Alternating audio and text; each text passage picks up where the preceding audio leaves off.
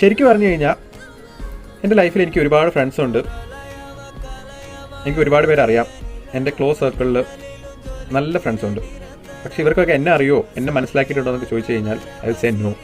കാരണം എന്നെ ഏറ്റവും നന്നായിട്ട് മനസ്സിലാക്കിയിട്ടുള്ളതും എന്നെ ഏറ്റവും നന്നായിട്ട് അറിയുന്നതും ആകെ ഒറ്റ ഒരാൾക്കാണ്, അതെൻ്റെ ബ്രദറിനാണ്.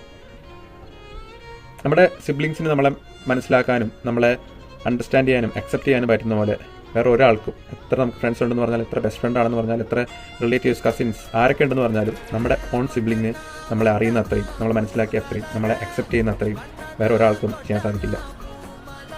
ഞാൻ യങ്ങർ സിബ്ലിംഗ് ആയിട്ട് ജനിച്ചതിൽ എത്രത്തോളം ലക്കിയാണെന്ന് എൻ്റെ ബ്രദറിനെ കാണുമ്പോഴാണ് എനിക്ക് മനസ്സിലാവുന്നത്. കാരണം സെൽഫ്ലെസ് ആയിട്ട് സ്നേഹിക്കാനും സെൽഫ്ലെസ് ആയിട്ട് സാക്രിഫൈസ് ചെയ്യാനും സെൽഫ്ലെസ് ആയിട്ട് സപ്പോർട്ട് ചെയ്യാനും ഒക്കെ നമ്മുടെ സിബ്ലിങ്സിനെ പറ്റുള്ളൂ. ചേട്ടനോ ചേച്ചിയോ അനിയനോ അനിയത്തിയോ ആരോ ആയിക്കോട്ടെ, നമ്മുടെ സിബ്ലിങ്സിന് അത് മാത്രം പറ്റുള്ളൂ. അപ്പോൾ നിങ്ങൾക്ക് എല്ലാവർക്കും അങ്ങനെ ഒരു ചേട്ടനോ ചേച്ചിയോ അനിയനോ അനിയത്തിയോ ആരെങ്കിലും ഉണ്ടാവും. അവർക്ക് ഈ വീഡിയോ അയച്ചു കൊടുക്കുക. അവർ സ്നേഹിക്കപ്പെടുന്നുണ്ടെന്നും അവർ appreciate ചെയ്യപ്പെടുന്നുണ്ടെന്നും അവരറിയട്ടെ. And see you in the next video. Until then, bye-bye. Follow for more.